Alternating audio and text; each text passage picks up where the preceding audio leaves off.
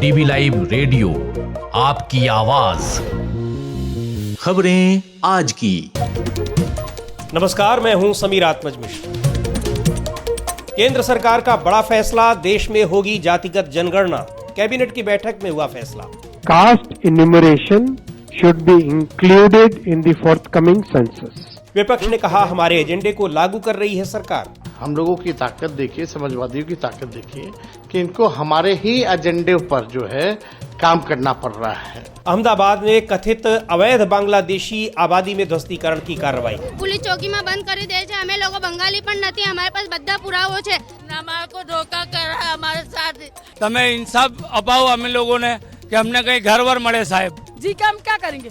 अभी कब से धूप में फिर रहे, पानी नहीं है, कुछ नहीं है। ईरान में मोसाद के लिए जासूसी करने के आरोप में एक व्यक्ति को दी गई फांसी। होंगी खेल की खबरें और विशेष रिपोर्ट भी, लेकिन पहले हेडलाइंस।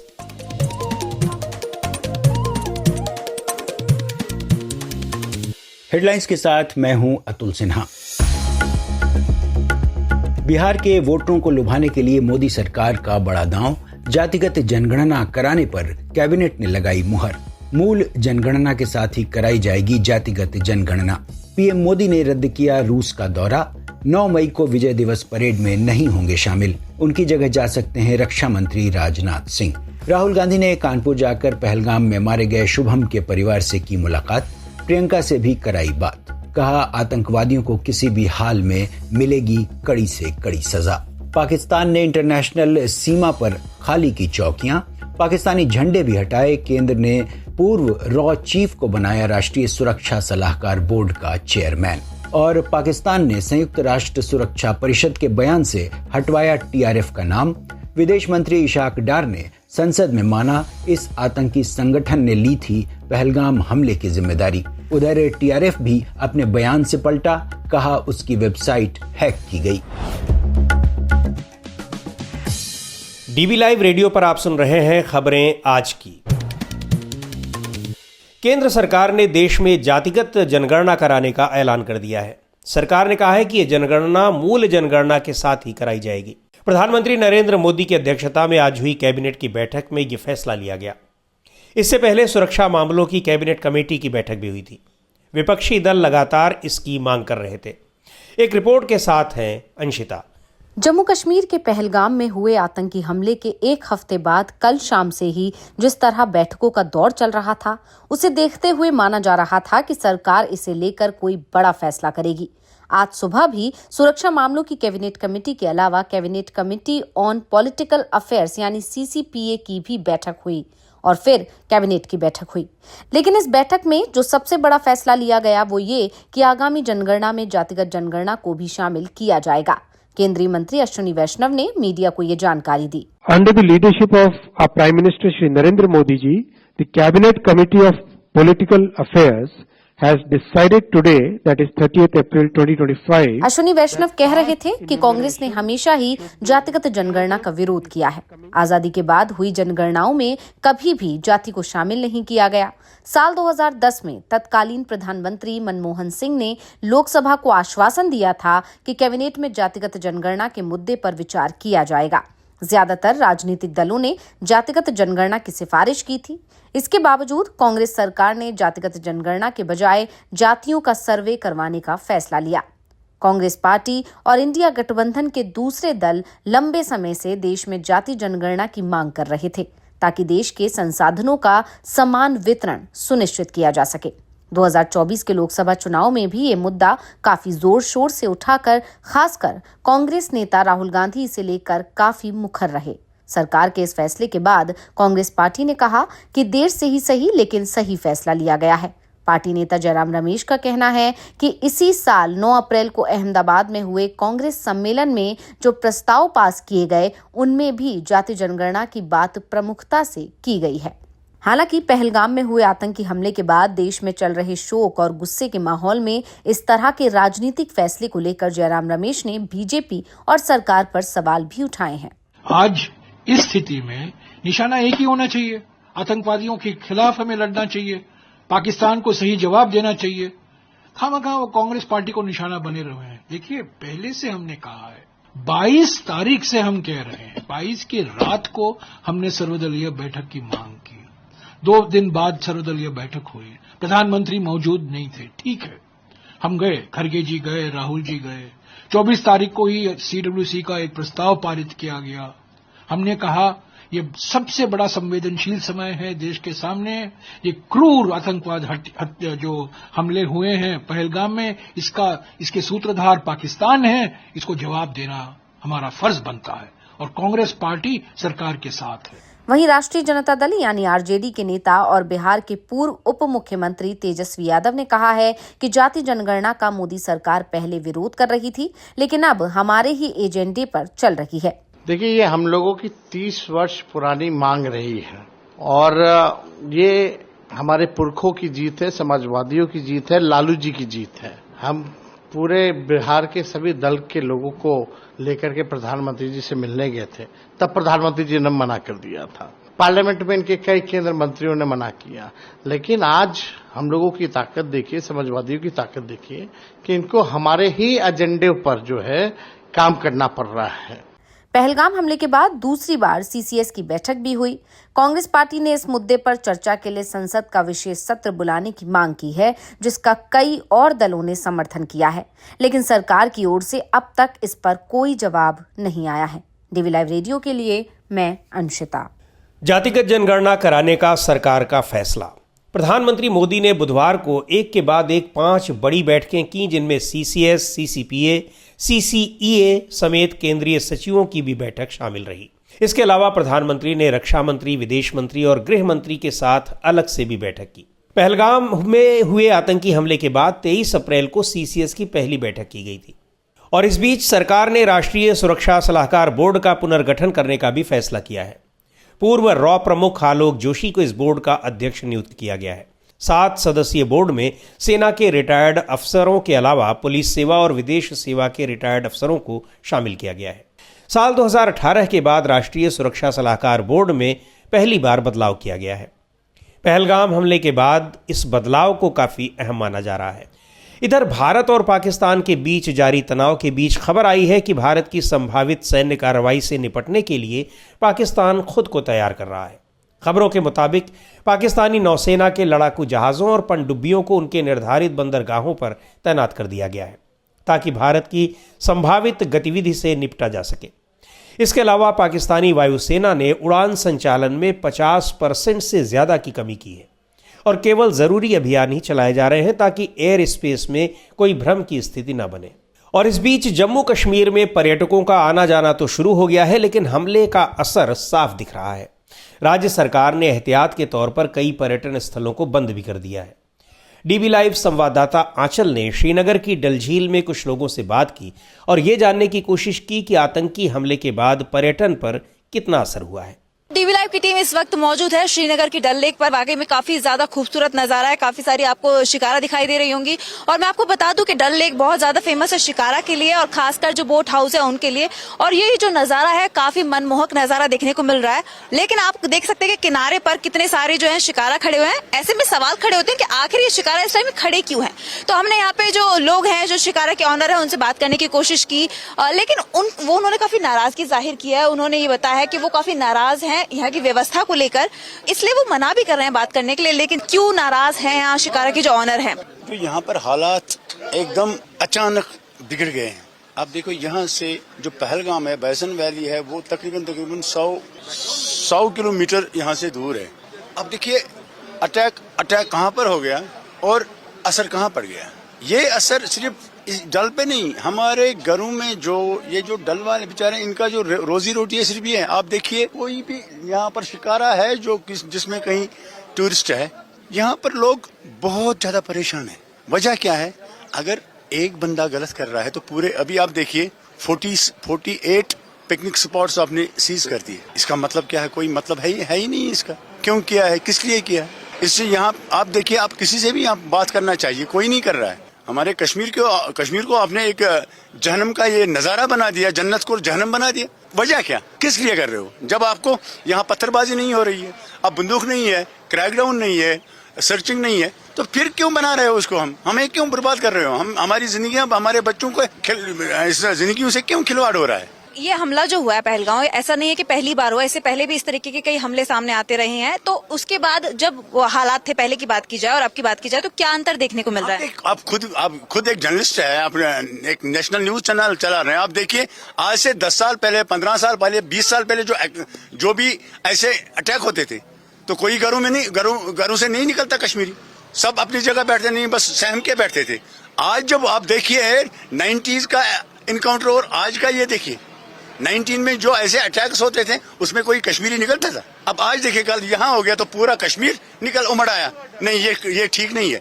क्या इसको भी हम हमारी इस जो हमारी कौमी एकता है उसको भी आप चाल बता रहे हैं? किस लिए? आखिर गुनाह क्या है कश्मीरी का? अगर इसको आप धरती पर नहीं बिठाना चाहते हो तो बिल्कुल कर लो, कि जो करना है आपको। अगर कोई गुनाहगार है उसको पकड़ लो, अब उसकी माँ को भी पकड़ लो, उसके बाप को भी पकड़ लो, उनके भाइयों को भी पकड़ लो। क्या जिसने गुनाह किया है ले लो, उसको जेल में भर दो, 10 साल, 20 साल, 30 साल, 50 साल, जब तक मर जाए जेल में ही मर जाए, मगर बाकियों को सुकून से रहने दो। हमारे साथ और भी कई लोग हैं जिनसे हम बात करने की कोशिश करेंगे। मुफर्रख, चूंकि आप काफी वक्त से ग्राउंड पर रही हैं, आपको सबके यहाँ के हालात पता है, जम्मू कश्मीर में क्या कुछ चल रहा है। हाल ही में जो पहलगांव में हमला हुआ जिसमें 28 लोग मारे गए, उस हमले के बारे में भी आप अच्छे से जानती है, ग्राउंड रिपोर्टिंग की है आपने। आपके क्या व्यूज है इस चीज को लेकर? देखिए मैम, 22 को ये जो अटैक हुआ उसके बाद यहाँ पे जितने सारे लोग मौजूद हैं, सबकी तरफ देखिए, सबके चेहरे पे आपको टेंशन नजर आएगी, क्योंकि हमें एज कश्मीरी ये समझ नहीं आ रहा कि अगर अटैक हो गया तो उसका कितना बुरा असर हम सब पे पड़ रहा है। ऐतिहासिक लाल चौक, जहाँ पैर रखने के लिए कदम नहीं होता है इन दिनों, वो लाल चौक आपको खाली देखने को मिला। ये शिकारा देखिए, यहाँ पे वेट करना पड़ता था कि कब कोई शिकारा खाली होके आएगी और हम उसमें चढ़ेंगे, लेकिन आज देखिए सारी शिकारा खाली है। हमने इस चीज पे ध्यान देना है कि बाइसरन में होने वाली जो वो सिक्योरिटी ग्लिच है, उसकी वजह से जो हर एक कश्मीरी अभी सफर कर रहा है, इस पे गवर्नमेंट को ध्यान देने की जरूरत है। इस गवर्नमेंट को ये भी सोचना चाहिए कि अगर इनका रोजगार चला गया, इसके क्या इल इफेक्ट्स हो सकते हैं, कहीं हालात इससे ज्यादा ना बिगड़ जाए। अब लोगों का भरोसा उड़ गया कश्मीर से। ये देखिए कश्मीर की हालत, सुनसान जगह देखिए, बुलवार रोड जहाँ पे कदम डालने के लिए भी रास्ता नहीं होता था, वो सुनसान रोड देखिए। तो ये है कश्मीर की हालत। लेकिन फिर भी हमने देखा, हम सलाम करते हैं उन टूरिस्टर्स को, सैल्यूट करते हैं उनको जो फिर से यहाँ आ रहे हैं, यहाँ से वीडियोस बाहर भेज रहे हैं कि नहीं भाई आप आइए, यहाँ पे नॉर्मल है सब, यहाँ पे ठीक है, आइए। हम भी गुजारिश करेंगे लोगों से कि जो आपको गोदी मीडिया दिखा रही है उसकी तरफ मत जाइए, कश्मीर खुद से आइए, कश्मीर एक्सप्लोर कीजिए, यहाँ देखिए, यहाँ आपको सुकून मिलेगा। इंशाल्लाह आप देखेंगे हम कश्मीरी हमेशा आपके साथ हैं, आपको कुछ नहीं होने देंगे। तो ये मैसेज रहेगा मेरा। डीबी लाइव रेडियो पर आप सुनते हैं देश दुनिया की ताजा तरीन खबरें और खबरों के बीच की खबरें यानी विश्लेषण भी। खबरों और विश्लेषण के अलावा यहाँ होती है साहित्य, कला, संस्कृति और विज्ञान से लेकर आर्थिक और खेल जगत की भी चर्चा। अहमदाबाद के चंडोला तालाब इलाके में कथित तौर पर बांग्लादेशी घुसपैठियों के अवैध निर्माण पर बुलडोजर एक्शन शुरू हो गया है। गुजरात पुलिस ने 2 दिन पहले से ही इसकी तैयारियां शुरू कर दी थी। दर्जनों बुलडोजर और डंपर ध्वस्तीकरण अभियान के लिए लगाए गए हैं और काफी अतिक्रमण को हटाया भी जा चुका है। वहीं लंबे समय से रहने वाले लोगों का कहना है कि बिना किसी ठोस सबूत के ही उन्हें बांग्लादेशी बताकर यहां से जबरन हटाया जा रहा है। इस बीच गुजरात हाईकोर्ट ने ध्वस्तीकरण अभियान के खिलाफ दायर स्टे याचिका खारिज कर दी है। एक रिपोर्ट के साथ है आराधना। पुलिस चौकी में बंद कर दे, અમે લોકો બંગાળી પણ નથી, અમારી પાસે બધા પુરાવો છે। हमारे को धोखा कर रहा है हमारे साथ।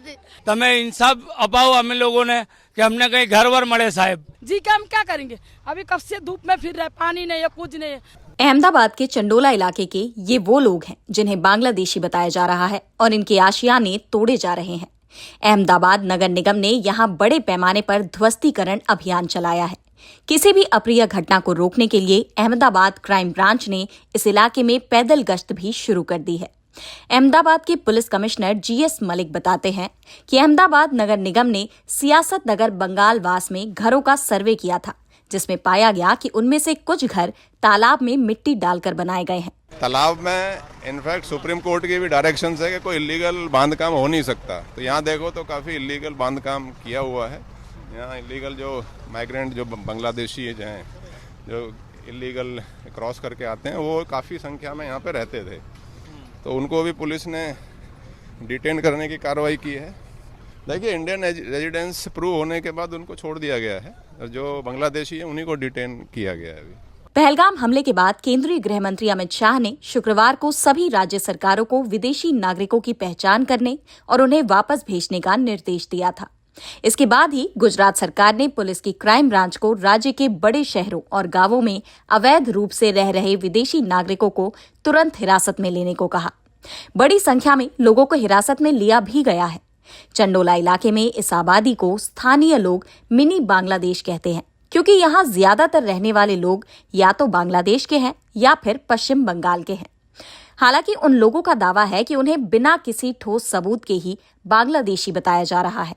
स्थानीय लोगों का आरोप है कि उन्हें आधी रात को नोटिस देकर कहा गया कि घर खाली कर दो। मीडियम में मेरी छोकरी पढ़ती है, उसके सारे जितने भी उसका जो रिजल्ट आया मुझे बुलाया के लेके जाओ। उसी दिन से हमारे यहाँ पे चालू हो गया। आज तक मैं रिजल्ट लेने भी नहीं जा पाई मेरी छोकरी के लिए, और मेरे दोनों बच्चों को भी मैंने कहाँ छोड़ा है। घर के चक्कर में मेरे सारे सामान चले गए, मेरे घर के सारे चीज चले गए। कहाँ जाएंगे हम? हमारा पास ना पैसा है, कमाने वाला कोई नहीं है, तो हम किसका सहारा पे जिएंगे? ला हमारे को दो पैसा दो हमारे को। हम सुबह से कल से खाना बिना बैठेगी, कोई हमारे को एक रोटी का सहारा नहीं, कोई चाय का नहीं, कोई पानी का नहीं पूछता। हलाक हलाक सुखा जाते। 2 वक्त में गिर पड़ी हूँ तो भी मेरा भावजा ने उठा के मेरे को बिठाया। આપણે આટલી વિનંતી છે કે થોડુંક સમય આપે, 24 કલાકનો સમય આપે તો આ લોકોને બાળકો છે જે નાના છે એ લોકો વ્યવસ્થિત કાઢી લે, આ હાકલપટ્ટી થાય। गुजरात हाईकोर्ट में इस बड़े ध्वस्तीकरण अभियान के खिलाफ स्टे लगाने की याचिका दाखिल की गई थी, लेकिन इस याचिका को हाईकोर्ट ने खारिज कर दिया। पुलिस इस इलाके में पहले भी तलाशी अभियान चला चुकी है। पिछले साल गुजरात पुलिस ने एक अभियान में करीब 48 लोगों को हिरासत में लिया था और उन्हें बांग्लादेश भेजने की प्रक्रिया शुरू की थी। पुलिस ने उस समय दावा किया था कि ये सभी लोग फर्जी आधार कार्ड, राशन कार्ड आदि के आधार पर अहमदाबाद के चंडोला तालाब क्षेत्र में अवैध घरों में रह रहे थे। लेकिन बड़ा सवाल ये है कि पिछले करीब 4 दशक से इतनी बड़ी संख्या में अगर विदेशी लोग रह रहे थे तो सरकार अब तक खामोश क्यों थी? डीबी लाइव रेडियो के लिए मैं आराधना। आप सुन रहे हैं डीबी लाइव रेडियो, आपकी आवाज। डीबी लाइव रेडियो पर आप सुन रहे हैं खबरें आज की। ईरान की एक अदालत ने एक व्यक्ति को इस्राएल की जासूसी एजेंसी मोसाद के लिए जासूसी करने के आरोप में फांसी दे दी है। ईरान की सरकारी मीडिया ने यह जानकारी दी है। खबरों के मुताबिक अल्लाह के खिलाफ युद्ध और धरती पर भ्रष्टाचार फैलाने जैसे आरोप में इस्लामी दंड संहिता के तहत मौत की सजा सुनाई गई थी। मानवाधिकार संगठन HRANA का कहना है कि अभियुक्त को जुलाई 2023 में गिरफ्तार किया गया था और हिरासत में जबरन कबूलनामा लिया गया। संगठन के मुताबिक अभियुक्त के परिवार ने मुकदमे को अन्यायपूर्ण बताया है। वहीं ईरानी अधिकारियों का दावा है कि मृत व्यक्ति ने मोसाद के लिए जासूसी की और 3 साल पहले तेहरान में इस्लामिक रिवोल्यूशनरी गार्ड कॉर्प्स के एक वरिष्ठ अधिकारी की दिन दहाड़े हत्या में भी शामिल था। इस अधिकारी को दक्षिण पूर्वी तेहरान में गोली मार दी गई थी। इसके अलावा अभियुक्त पर इस्फहान शहर में रक्षा मंत्रालय की एक इमारत पर हमले की योजना बनाने का भी आरोप था। रिपोर्ट में उसे बड़ा जासूस बताया गया है। ईरान और इस्राइल लंबे समय से एक दूसरे के कट्टर दुश्मन माने जाते हैं। ईरान अक्सर मोसाद या CIA से जुड़े लोगों की गिरफ्तारी, मुकदमे या फांसी की घोषणा करता रहता है। ईरान दुनिया में सबसे अधिक मौत की सजाएं देने वाले देशों में से एक है। आप सुन रहे हैं डीबी लाइव रेडियो, आपकी आवाज।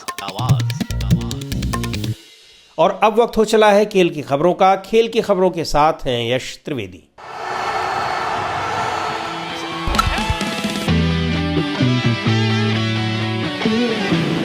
29 अप्रैल को दिल्ली कैपिटल्स और कोलकाता नाइट राइडर्स के बीच खेले गए IPL 2025 के मैच के बाद एक वीडियो ने सोशल मीडिया पर हंगामा मचा दिया। इस वीडियो में दिल्ली के स्पिनर कुलदीप यादव KKR के बल्लेबाज रिंकू सिंह को 2 बार थप्पड़ मारते दिखे। ये घटना मैच के बाद खिलाड़ियों की बातचीत के दौरान हुई। पहले ये मजाक जैसा लगा, लेकिन रिंकू के चेहरे के रिएक्शन से कुछ फैंस को लगा कि उन्हें ये पसंद नहीं आया। सोशल मीडिया पर कुछ लोगों ने इसे हल्का फुल्का मजाक माना तो कुछ ने कुलदीप की आलोचना की और BCCI से कार्रवाई की मांग की। इस विवाद को शांत करने के लिए KKR ने एक वीडियो जारी किया। इस वीडियो में कुलदीप और रिंकू की पुरानी तस्वीरें और उनके बीच की दोस्ती के पल दिखाए गए। KKR ने कैप्शन में लिखा, मीडिया की सनसनी बनाम दोस्तों के बीच की सच्चाई, गहरी दोस्ती, हमारे टैलेंटेड यूपी के लड़के। इस वीडियो के जरिए केकेआर ने साफ किया कि दोनों खिलाड़ियों के बीच कोई गंभीर विवाद नहीं है और ये सिर्फ दोस्तों के बीच का मजाक था। दिल्ली कैपिटल्स ने भी एक तस्वीर शेयर की जिसमें दोनों खिलाड़ी साथ में मुस्कुराते दिखे और कैप्शन दिया, जस्ट लव। मैच की बात करें तो केकेआर ने पहले बल्लेबाजी करते हुए 20 ओवर में 9 विकेट गंवाकर 204 रन बनाए।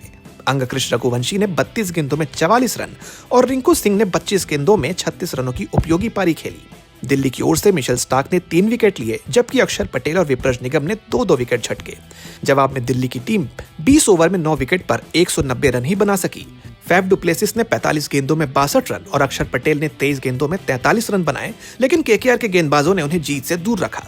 सुनील नरेन ने 4 ओवर में 3 विकेट लेकर मैच का रुख पलटा, जबकि वरुण चक्रवर्ती ने 2 विकेट लिए। इस जीत के साथ केकेआर ने अपनी प्लेऑफ की उम्मीदें जिंदा रखी। 10 मैचों में 9 अंक के साथ वो 7वें स्थान पर है। दूसरी ओर दिल्ली के 10 मैचों में 12 अंक हैं और वो 4थे स्थान पर बने हुए हैं। इस रोमांचक मुकाबले और उसके बाद के विवाद ने आईपीएल 2025 को और चर्चा में ला दिया है। यश त्रिवेदी, डीबी लाइव रेडियो।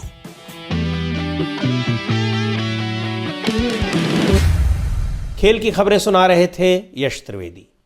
और अब आज की खास रिपोर्ट। गायकी की तमाम शैलियों की जब भी बात होती है तो उसमें शास्त्रीय, उपशास्त्रीय गायन के तमाम रंग सामने आते हैं। ठुमरी, दादरा, टप्पा, चैती जैसी उपशास्त्रीय शैलियों के अलावा जो एक बेहद चर्चित शैली है वो है गजल।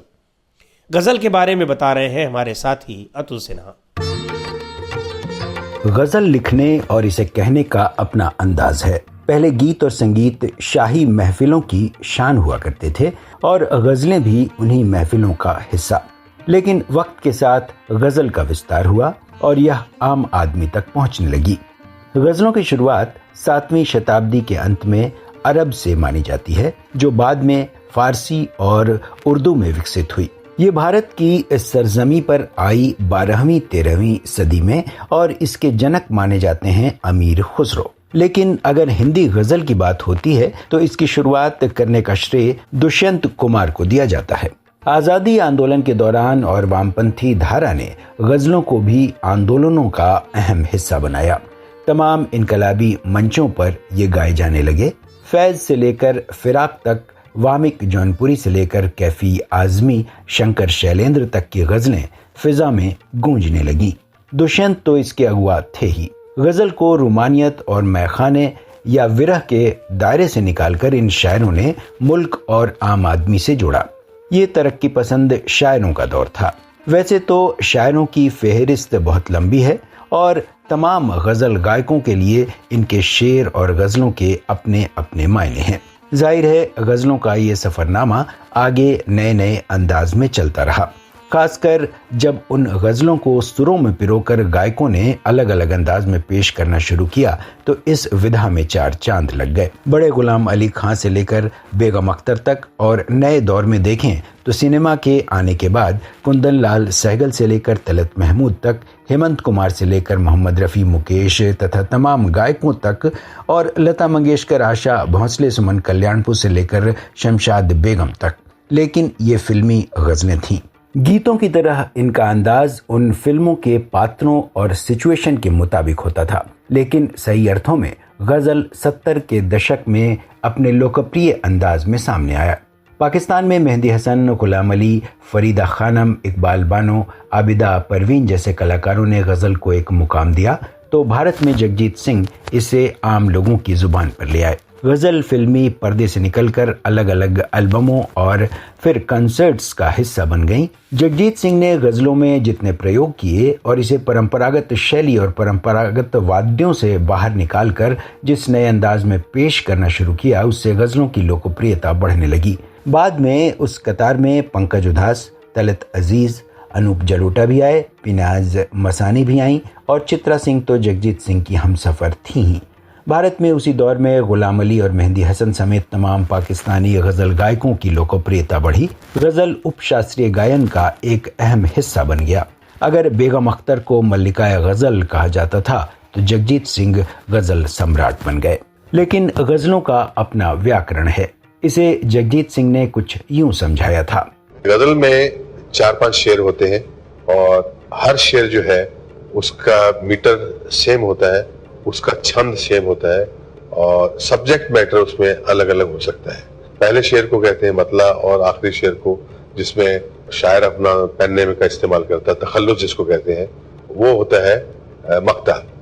अच्छा, उसमें जो रदीफ और काफिया, खास करके गजल में ये डिसिप्लिन बहुत जरूरी है, एक तो मीटर का और रदीफ का और काफिया का। अभी देखिए एग्जाम्पल के लिए मैं आपको पढ़ के सुनाता हूँ। ये दाब की गजल है। गजब किया तेरे वादे पे एतबार किया, तमाम रात कयामत का इंतजार किया।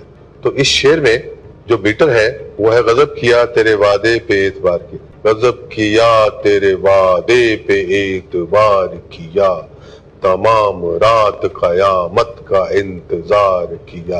ये इसका छंद है। अच्छा, एतबार जो है वो इसका है काफिया और किया जो है वो इसका हो गया रदीफ। तो इसलिए आगे के भी जो शेर आएंगे उसमें हमारी ये रदीफ काफिये की जो डिसिप्लिन है ये रखना बहुत जरूरी है कि जैसे तुझे तो वादा ए दीदार हमसे करना था, ये क्या किया कि जहां को उम्मीदवार किया। उम्मीदवार, ये इंतजार, ये जो साउंड है हर शेर की एक सी होनी चाहिए।